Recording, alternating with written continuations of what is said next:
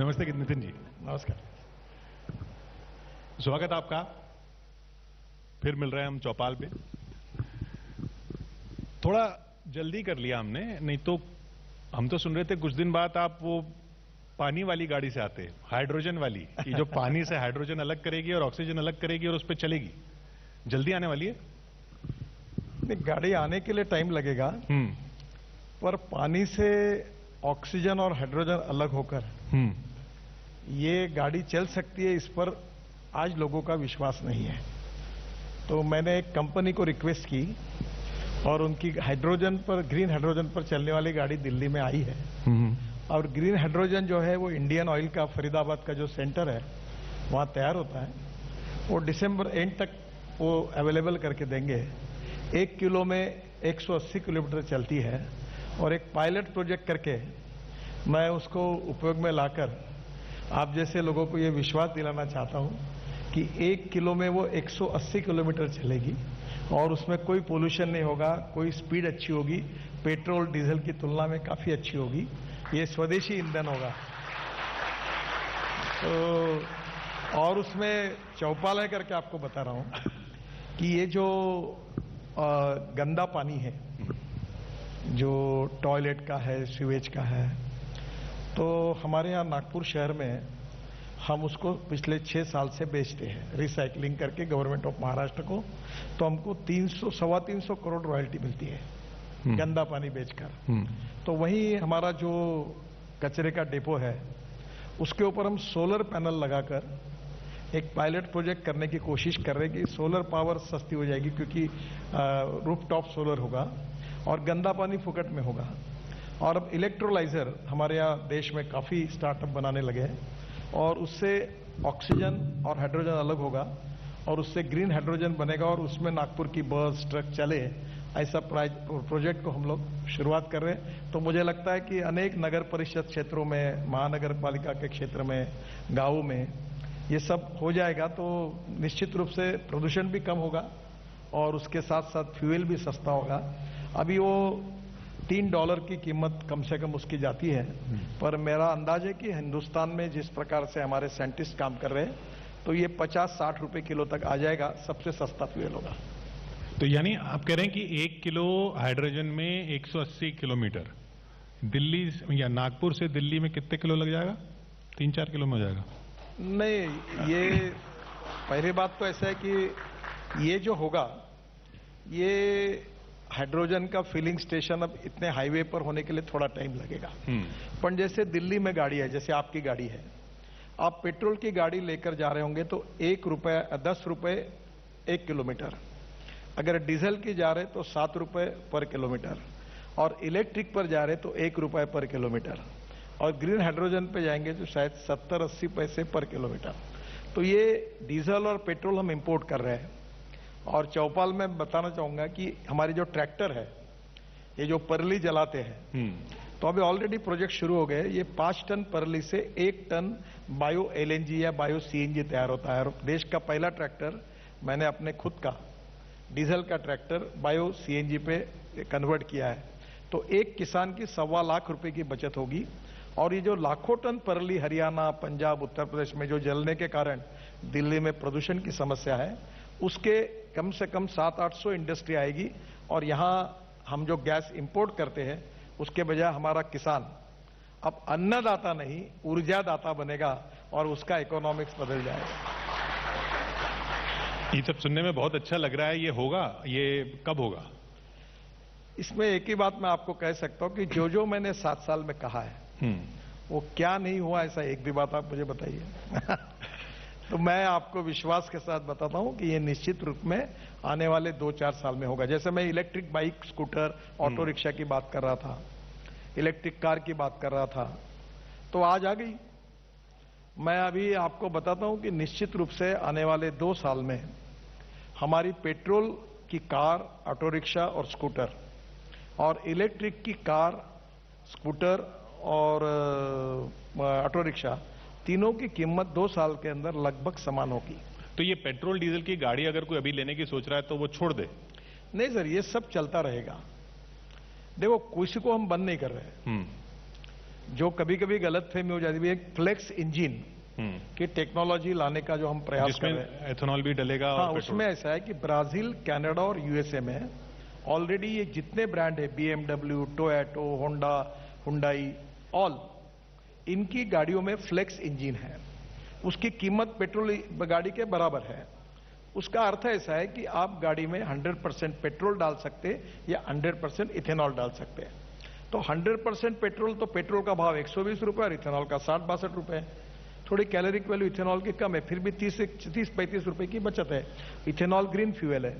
और आपको एक कैमरी करके कार है टोयोटा की, तो उसमें क्या है कि 40% वो गाड़ी चलते चलते इलेक्ट्रिसिटी तैयार करती है। तो मेरा जो सुझाव सोच है कि हमारी गाड़ियां flex engine with hybrid electricity, तो वो 40% वही गाड़ी चलते चलते इलेक्ट्रिसिटी तैयार करेगी और 100% इथेनॉल पे चलेगी, 100% पेट्रोल पे चलेगी। तो एकदम कंज्यूमर का बहुत बड़ा फायदा होगा। और दिल्ली जैसे शहर में ऑड इवन वगैरह की जो बात होती है, करने की जरूरत नहीं पड़ी। जिसके पास इलेक्ट्रिक गाड़ी है, जिसके पास फ्लेक्स इंजन की गाड़ी है, उसको कोई रोकेगा नहीं, क्योंकि उसका पोल्यूशन नहीं के बराबर होगा। तो फिर चुनाव के टाइम किसका रेट घटाएंगे? चुनाव के टाइम रेट किसका घटाएंगे? क्योंकि पेट्रोल का रेट तो तभी घटता है हमारे यहाँ। देखिए, भारत सरकार ने तो पेट्रोल डीजल के भाव कम किए। कुछ राज्य सरकार जो है, उन्होंने उसमें जो वैट लगता था उसके रेट कम नहीं। आज दिल्ली ने भी कम कर दिया। आज दिल्ली ने कम किए। अब महाराष्ट्र में हमारे अभी तक नहीं हुए। तो सब राज्यों ने अगर, सभी लोगों ने अगर वो रेट कम कर दिए तो कम होंगे। पर import substitute, cost effective, pollution free और इंडिजिनियस, स्वदेशी और स्वावलंबन, जो महात्मा गांधी और पंडित दीनदयाल उपाध्याय कहते थे, वही मैं अक्सर बात कह रहा हूं कि चलो गांव की ओर, चौपाल की ओर, और इस देश के किसान को समृद्ध संपन्न बनाओ। और मुझे लगता है कि ये जो अभी 8 लाख करोड़ का इंपोर्ट है, 5 साल में ये 25 लाख करोड़ की होने की संभावना है, पेट्रोल डीजल का। हाँ, ये पेट्रोलियम गैस और इसका। और ये अगर हमने 7-8-10 करोड़ भी बचाया तो ये पैसा जाएगा किसानों के घर में। जो राइस से इथेनॉल बन रहा है, कॉर्न से इथेनॉल बन रहा है, बायोमास से इथेनॉल बन रहा है, शुगर केन जूस से इथेनॉल बन रहा है, मोलाइसिस से इथेनॉल बन रहा है, बीएवी मोलाइसिस से इथेनॉल बन रहा है। तो इससे आज देखो हमारे देश की समस्या क्या है। आज आप चौपाल में हमारे ग्रामीण जनता की समस्या ये है कि हमारी एमएसपी से हमारी गेहूं, चावल, मक्का और शक्कर की कीमतें जो है कम है, एमएसपी ज्यादा है। हमारे देश में 350 लाख टन चावल हमारे पास पड़ा है स्टॉक में। और इसलिए अब हमको इसके लिए पिछले 2 साल में, हमने इस साल नहीं है, शक्कर हमने एक्सपोर्ट करने के लिए पिछले साल 6000 करोड़ सब्सिडी दी।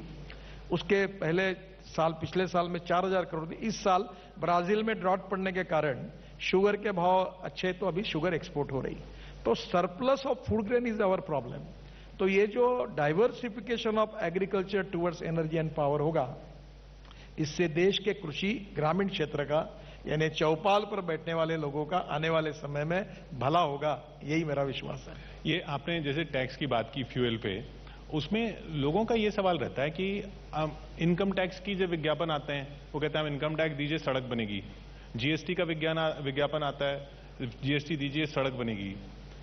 फ्यूल पे सेस ले लेते हैं पेट्रोल में कि इतने ये सेस लगाइए हाईवे बनेगा। फिर हाईवे जब बन जाता है उस पर टोल ले लेते हैं। तो फिर वो इतना सारा पैसा जो टैक्स का लिया था, उससे तो सड़क बननी थी, सड़क बनने के बाद उस पर टोल क्यों दे? देखिए,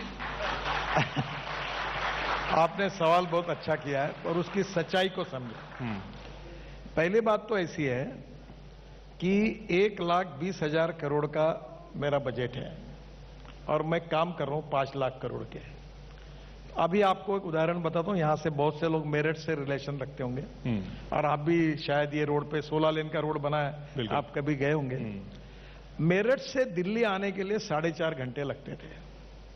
अभी मुझे लोग मिले, मैं अभी जाने वाला हूं उद्घाटन करने के लिए उस रोड पर, तो मुझे लोग मिले कि वो रोड से अब हम 40 मिनट में आए, 45 मिनट में आए। तो मैं एक छोटा सा सवाल पूछता हूं कि आपके गाड़ी का इंजन 4.5 घंटे गियर बदल बदल के धुआं फूकते हुए जाता था, तो वो कितना फ्यूल कंज्यूम होता था, और 40 मिनट में आए तो कितना बच गया। अगर रोड अच्छा बना, अभी हम लोग कर रहे हैं, दिल्ली से देहरादून 2 घंटे में, दिल्ली से हरिद्वार 2 घंटे में, दिल्ली से अमृतसर 4 घंटे में, दिल्ली से कटरा 6 घंटे में, दिल्ली से श्रीनगर 7 घंटे में, दिल्ली से मुंबई 12 घंटे में, और दिल्ली से जयपुर 2 घंटे में। ये मैं 2 साल के अंदर आपको एश्योर करता हूं। तो आपकी गाड़ी का इंजन ही कम चलेगा, तो जहां आपको 20-25 लीटर पेट्रोल के बजाय शायद 17 लीटर पेट्रोल पे 18 लीटर पेट्रोल, तो आपका 5 लीटर पेट्रोल की कॉस्ट कम होगी, उसके बदले में आपको टोल देना है, तो नुकसान कहाँ है? दिल्ली आने की बातें हो रही हैं, तो आप आए और आपसे आप जैसे राजनीतिज्ञ से राजनीति की छोटी सी बात ना पूछें चुनावों के मौसम में, तो ठीक नहीं होगा। ये बताइए सर, ये कांग्रेस मुक्त भारत की बात होती थी, कांग्रेस मुक्त ऑपोजिशन सा हो रहा है, अब ऑपोजिशन में भी कांग्रेस मुक्त हो रहा है, लेकिन कांग्रेस मुक्त कैसे हुआ? उधर तृणमूल कांग्रेस, राष्ट्रवादी कांग्रेस, वाईएसआर कांग्रेस, इधर पंजाब लोक कांग्रेस, कांग्रेस तो खड़ी है, दूसरे रूप में खड़ी हो गई है। देखिए, ये जो शब्दशः अर्थ नहीं लेना चाहिए। कांग्रेस मुक्त ने इस देश में कांग्रेस को समाप्त कर देना, ऐसा नहीं है। अनेक सालों तक कांग्रेस सत्ता में थी और 1947 से लेकर 60-65 साल कांग्रेस को अवसर मिला, पर देश का विकास नहीं हुआ। जिस प्रकार से जनता की अपेक्षा थी उतना विकास नहीं हुआ है। तो इसलिए अब कांग्रेस की नीतियों से देश का विकास नहीं हो रहा, तो नए अल्टरनेटिव के रूप में अब कांग्रेस के बजाय जो अल्टरनेटिव है उनके साथ अगर मौका मिलेगा तो देश का विकास होगा। इस भाव में, वो स्पिरिट में कही हुई बात है। इसलिए लोकतंत्र में सब पार्टियां रहे, सब काम करें, और जनता की अदालत में जिसमें ताकत होगी, जनता जिसको साथ देगी वो आगे आएगी। और आपको पता है कि क्रिकेट एंड राजनीति में कुछ भी हो सकता है। कभी कभी मैं क्रिकेट की मैच कभी बहुत देखता था, तो वो बोल रहे थे अभी इंडिया हार रहा है, और घर में आ गया नाराज होकर, तो 5 बजे पता चला कि इंडिया जीत गया। तो राजनीति में हर आदमी को मौका है, सर्वाइवल ऑफ द फिटेस्ट। तो पब्लिक का विश्वास संपादित करके जो लोग अच्छा काम करके कुछ परिवर्तन करके दिखाएंगे तो जनता उनको सपोर्ट करेगी, और जो नहीं कर पाएंगे उनको बदल देगी। और सरकारें आती है, बदलती है, लोग आते हैं, बदलते हैं, ये चलने वाला है। इसमें लोकतंत्र में किसी को मुक्त करके पूरा निकाल देना ये भाव नहीं है। यही है कि जिनको अवसर दिया, जो परफॉर्म ठीक नहीं कर पाए, तो दूसरे लोगों को अवसर देना चाहिए। इस भाव से वो आया। फिर आप लोगों ने उसका अर्थ निकाला कि कांग्रेस को सब जगह से निकाल दो। कांग्रेस एक पार्टी है, वो भी काम करे। हमारे में वैचारिक मतभिन्नता है, पर कोई दुश्मनी नहीं है, तो वो भी अपना काम करे, हम भी काम करें, बाकी भी पार्टी काम करे। जिसमें जनता का विश्वास होगा, जनता उसको चुन के देगी और वो काम करेंगे। और चौपाल के मंच पर पर्यावरण मंत्री भूपेंद्र यादव ने यह दावा किया है कि केंद्र सरकार के उठाए कदमों की वजह से पिछले 4 सालों में प्रदूषण कम हुआ है। वर्तमान केंद्र सरकार ने पिछले 4-5 सालों में काफी ऐसे कार्य पूरे किए हैं जिसके कारण अगर 4 सालों में देखेंगे तो जो एयर पोल्यूशन है उसमें कमी आई है। सबसे पहले दिल्ली के अंतर्गत जो बहुत भारी मात्रा में डीजल के वाहन आते थे, तो ईस्टर्न एक्सप्रेस हाईवे और वेस्टर्न एक्सप्रेस हाईवे, इसको बनाने के बाद जो व्हीकल पोल्यूशन था जो दिल्ली के अंदर आता था, उसको काफ़ी हद तक कम किया है। बदरपुर में जो कोल आधारित संयंत्र था, उसको 2018 में बंद किया गया। दिल्ली और एनसीआर के क्षेत्रों में पीएनजी बेस इंडस्ट्री, तो जो इंडस्ट्रियल पोल्यूशन था उसको कम किया है। अभी हम पूरी तरीके से इस विषय पे लगे हुए हैं कि पूरे एनसीआर क्षेत्र में हम इस पीएनजी बेस इंडस्ट्री को करें। चौपाल के मंच पर भूपेंद्र यादव ने बंगाल चुनाव में हुई हिंसा और चुनाव के बाद हुई हिंसा पर वहां की मुख्यमंत्री ममता बनर्जी पर निशाना साधा। उन्होंने ये भी कहा कि ममता बनर्जी को वहां हुई हिंसा पर जवाब देना चाहिए। ये स्टेटमेंट आज के ममता बनर्जी की, आधा टाइम विदेश में रहेंगे तो पॉलिटिक्स कैसे करेंगे राहुल गांधी के लिए? वो कह रहे हैं यूपीए है ही नहीं, तो मैं कह रहा हूं आपका आधा काम तो दीदी कर रही हैं। नहीं, वो तो ममता बनर्जी जी क्या कर रही हैं उनसे पूछिए, लेकिन ममता बनर्जी जी को जवाब देना चाहिए कि बंगाल में लोकतंत्र को क्यों कुचला जा रहा है, बंगाल में हिंसा का सहारा क्यों लिया जा रहा है, बंगाल में चुनाव परिणाम आने के बाद क्यों एक राजनीतिक दल के कार्यकर्ताओं को न केवल अत्याचार किया जा रहा है बल्कि उनके लोग मारे जा रहे हैं, महिलाओं के ऊपर क्यों अत्याचार वहां पर चुनाव के बाद हो रहे हैं, जिसका स्वयं हाईकोर्ट ने संज्ञान लिया है, जिसके लिए स्वयं हाईकोर्ट ने एसआईटी करी है। और मुझे लगता है कि अगर ममता बनर्जी लोकतंत्र की मर्यादा को समझती हैं तो उनको इन बातों का भी जवाब देना चाहिए।